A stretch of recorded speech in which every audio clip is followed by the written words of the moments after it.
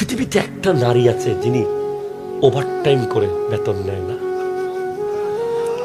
যিনি 24 ঘন্টা চাকরি করে বেতন নেয় না, যিনি চাকরি করার সময় প্রতি সেকেন্ডে সেকেন্ডে বকা খায়, বেতন নেয় না, যিনি ঘুমানোর সময়ও উঠে যেতে হয় আধা পথে, প্রতিবাদ করে না, খাওয়ার সময় নিজে না খেয়ে পরিবারকে খাওয়াতে হয়, প্রতিবাদ করে না, বেশিরভাগ সময়ে পোড়া ভাতগুলো খায়, বেশিরভাগ সময়ে বেঁচে যাওয়া হাড্ডি হুড্ডি তরকারির এই সেইগুলো খেয়ে জীবন কাটায়। কোনোদিন মন খুলে বলে নাই, বাবারে আমার একটা শাড়ি কিনে দিবি, বাবারে আমার একজোড়া জুতা কিনে দে।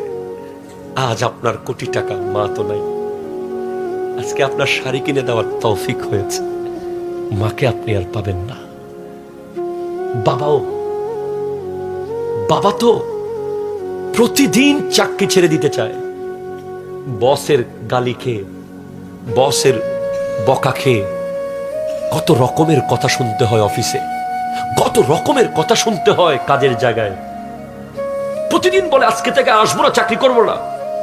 বাসায় গিয়ে যখন আমাদের মুখটা দেখে আবার বলে আমার ছেলেগুলো কেমনে কি খাবে, আবার চলে যায় যিনি, যার গেঞ্জিগুলো ছিঁড়া গর্ত গর্ত হয়ে যায়, তার নাম বাবা, ঠিক না?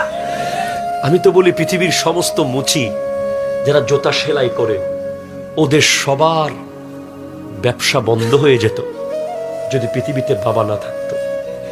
কারণ পৃথিবীতে যত জুতা সেলাই হয় তার মধ্যে আপনি খবর নিয়ে দেখেন 70 থেকে 80-90% জুতা বাবাদের জুতা। তারা নতুন জুতা কিনতে